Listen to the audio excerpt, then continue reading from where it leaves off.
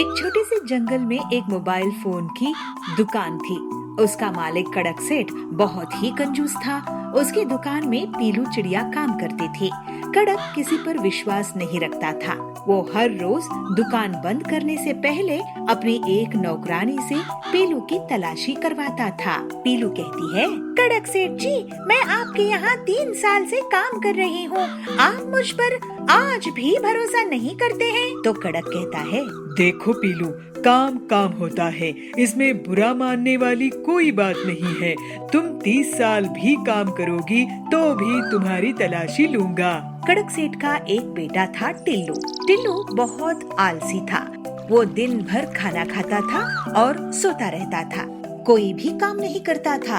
ऐसे ही पगार देने के दिन कड़क सेठ पीलू की तनख्वाह से 1000 रुपए काट लेता है। तो पीलू पूछती है, ये क्या सेठ जी, आपने मेरे पैसे क्यों काटे? तो कड़क कहता है, क्यों नहीं काटूं, आखिर एक फोन नहीं मिल रहा है। तो पीलू बोलती है, वो फोन आप अपने घर लेकर गए हैं अपने बेटे टिल्लू को देने के लिए, और आप रोज मेरी तलाशी लेते हैं। आप मुझे मेरे पैसे दीजिए, मैं मेहनत का मांग रही हूँ। आप ऐसे ही हर महीने मेरे तनख्वाह से पैसे काट लेते हो।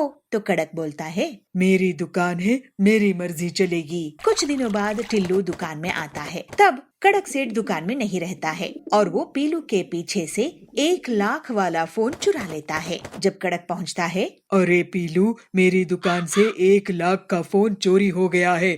जरूर तुमने ही चुराई हो, पगार के बदले चोरी। तो पीलू बोलती है, मैंने कोई चोरी नहीं की है।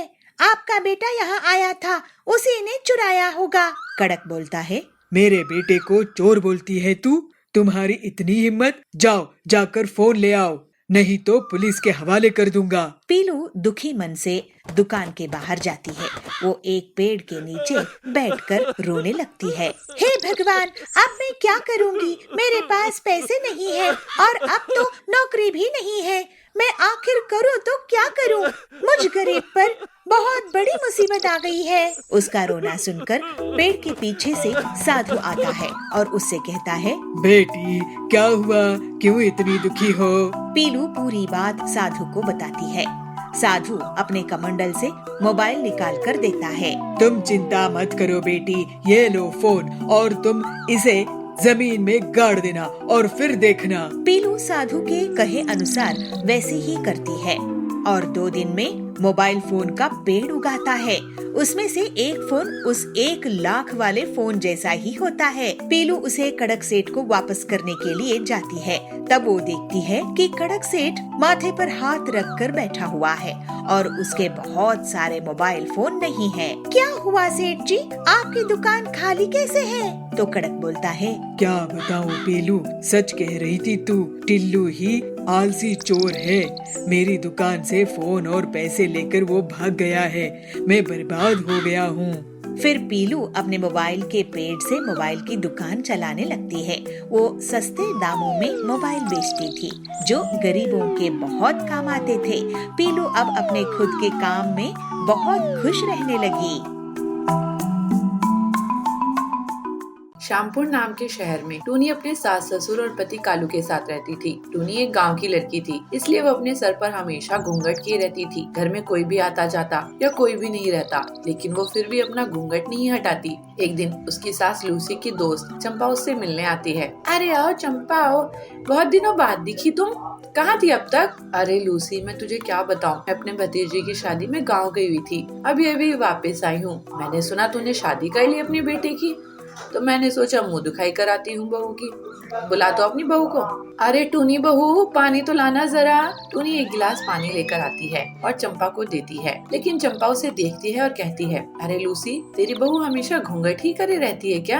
अरे टूनी बहू, ये तो मेरी सहेली है, इसके सामने तुझे घूंघट करने की कोई जरूरत नहीं है। माँ जी, हम इसलिए घूंघट नहीं करते हैं कि हमें किसी को अपना चेहरा दिखाना है या नहीं, बल्कि हम इसलिए घूंघट करते हैं क्योंकि हमारी माँ ने हमें ये संस्कार दिए हैं। उन्होंने हमसे कहा था कि अपने से बड़ों से हमेशा घूंघट करके रहना और कभी अपना घूंघट नहीं हटाना। वो बस हम तो वही कर रहे हैं। अच्छा बहू, तेरी माँ ने तुझे ये नहीं सिखाया कि बड़ों की बात भी मानते हैं? सिखाया है माँ जी, लेकिन हम अपना घूंघट नहीं हटाएंगे, मतलब नहीं हटाएंगे। तभी कालू भी आकर टूनी से कहता है, टूनी, आंटी खास तुमसे मिलने ही आई है, और अगर तुम ऐसे ही घूंघट में रही तो वो तुम्हें कैसे देख पाएंगी और तुमसे बात कैसे कर पाएंगी? अरे तो हम कहाँ इनको बात करने से रोके हैं, बात कर सकती हैं, लेकिन हम अपना घूंघट नहीं हटाने वाले। अरे लूसी, बहुत हो गया। तेरा क्या ऐसा क्या खास है तेरी बहू के चेहरे में जो वो किसी को दिखाने को तैयार ही नहीं है? शादी के बाद तो सभी बहुएं अपना चेहरा दिखा देती हैं। तेरी बहुओं में क्या हीरे मोती जड़े हैं? ऐसा कहकर गुस्से से चंपा वहाँ से चली जाती है। और अब लूसी अपनी बहू को बहुत समझाती है कि वो अपना घूंघट हटा दे, लेकिन उसकी बहू टूनी किसी की नहीं सुनती। वो तो बस अपने घूंघट में हमेशा अपना चेहरा छिपाए रखती है। अब तो लूसी की पड़ोसन भी टूनी का मजाक बनाने लगी थी। वो टूनी को देखकर गाना गाती थी, घूंघट की आड़ से दिलबर का दीदार अधूरा रहता है, जब तक ना लगे आशिक की नजर श्रृंगार अधूरा रहता है। लेकिन टूनी को इनसे कोई फर्क नहीं पड़ता था। ऐसे ही एक दिन जब वो रसोई में काम कर रही थी तो उसका पल्लू पीछे से जल जाता है और टूनी को पता नहीं चलता। लेकिन जब टूनी को पता चलता है तो उसका घूंघट काफी जल चुका था और वो उसे झपटते हुए बाहर आती है। उसका पति उसके घूंघट पर पानी डालता है और आग बुझ जाती है। और कर लो घूंघट, ये 4 इंच का, ये 4 फुट का तुम पता नहीं कितना घूंघट करके रहती हो। अगर ये ना करती तो पता चल जाता ना कि आग लग रही है पीछे, लेकिन नहीं, तुम्हें तो घूंघट में रहना है। हमारी माँ ने संस्कार दिए हैं, वो थोड़ी ना छोड़ोगी तुम। मुझे माफ कर दीजिए सोनू जी, मुझे पता चल गया है। अगर मैं घूंघट नहीं करे रहती तो मुझे पता चल जाता कि आग लग गई है, लेकिन घूंघट किए हुए था तो पता नहीं चला। अब से मैं कभी घूंघट नहीं करूँगी। उस दिन के बाद से टूनी ने घूंघट करना छोड़ दिया। घूंघट करना टूनी सुंदरवन में अपने माँ बाप के साथ रहती है। टूनी को चावल खाने का बहुत शौक है। वो पूरे दिन बस चावल ही खाती रहती है। रोटी को तो वो हाथ भी नहीं लगाती। अरे माँ, ये क्या, रोटी चावल कहाँ है? चावल नहीं बनाया आज मैंने, यही रोटी बनाई है और चुपचाप खा लेने। अभी कल रात ही तो तूने बहुत सारे चावल खाए थे। मैं तो जा रही हूँ माँ, तुम ये खाओ अपनी ये रोटी, मैं कॉलेज में एक कड़ी चावल लेकर खा लूंगी। अरे बेटी, इतने चावल मत खाया कर, तुझे ही आगे जाकर परेशानी होगी। अरे माँ, कोई परेशानी नहीं होगी, तुम भी ना। टूनी अपने कॉलेज के लिए निकल जाती है और कॉलेज की कैंटीन में जाकर कड़ी चावल खाने लगती है। तभी उसके दोस्त उसके पास आते हैं। वो देखो, वो बैठी है चावल, और देखो चावल ही खा रही है। अरे चावल, मेरा मतलब टूनी, तुम यहाँ खाना खा रही हो क्या? घर से नाश्ता करके नहीं आई? अरे नहीं, मम्मी ने रोटियां बनाई हुई थी ना, और तुम्हें तो पता है मुझे चावल ना मिले तो मेरी भूख मिटती ही नहीं है। हाँ हाँ, जानता हूँ मैं, तभी तो मैंने तुम्हारा नाम चावल रखा हुआ है। टूनी पूरे दिन बस चावल ही खाती थी। उसे रोटी खाने का कोई शौक नहीं था। उसका तो पेट भी रोटी से ही भरता नहीं था। रोटी को तो वो छूती भी नहीं थी। ऐसे ही कुछ दिन बीत जाते हैं और टूनी की शादी सोनू नाम के लड़के से हो जाती है। शादी के अगले दिन वो सुबह सुबह रसोई में जाकर राजमा चावल बनाने लगती है।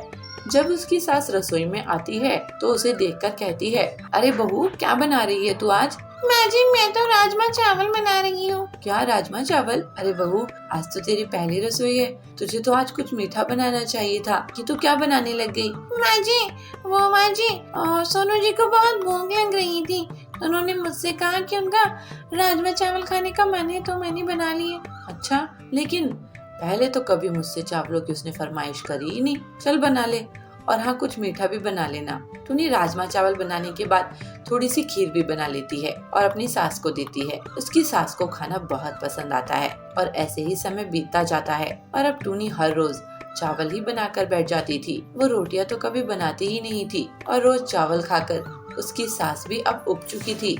एक दिन, माँ जी बताइए शाम के खाने में क्या बनाना है? मुझसे क्या पूछ रही है, दाल चावल बना ले। माँ जी, आप ऐसे क्यों कह रही हैं? तो कैसे बोलूं, तू तो हर दिन यही चावल बनाकर बैठ जाती है। अरे फोन पर इतना कुछ देखती है, कुछ सीखती नहीं है क्या उससे? अच्छा, तो माँ जी ये बात है, अभी आती हूँ। टूनी रसोई में जाती है और जाकर वेज बिरयानी बनाकर लाती है और अपनी सास को देती है। ये लीजिए माँ जी, आपकी नई रेसिपी वेज बिरयानी। अरे इसमें भी तो चावल हैं। माँ जी, मैं क्या करूँ, मेरा चावल के बगैर गुजारा ही नहीं है। चावल ना खाऊं तो पेट भरता ही नहीं है। और तू चावल बना लेती है तो उससे हमारा पेट नहीं भरता। तू हमारे लिए रोटी बनाया कर। ठीक है माँ जी। ऐसे ही टूनी अब रोज उन सभी के लिए रोटी बनाती और खुद के लिए चावल। लेकिन ऐसे ही चावल खाते रहने की वजह से उसके अंदर आलस और बढ़ता जा रहा था। एक दिन उसकी सास उससे कहती है, देख बहू, इसका तो एक ही इलाज है, अब तू चावल की रोटी खाना शुरू कर दे, नहीं तो तेरा शरीर ऐसे ही फूलता जाएगा और तू आलस की पिटारी बनती जाएगी। चावल खाना इतना अच्छा नहीं होता, ठीक है ना? चावल रोटी के मुकाबले जल्दी गल जाता है और तुझे भूख भी इसलिए जल्दी जल्दी लगती है। तू अब से चावल की रोटी बना के खाया कर। ठीक है माँ जी। अब से टूनी चावल की जगह चावल की रोटी बनाकर खाया करती और इससे उससे चावल खाने की बीमारी से मुक्ति मिल गई।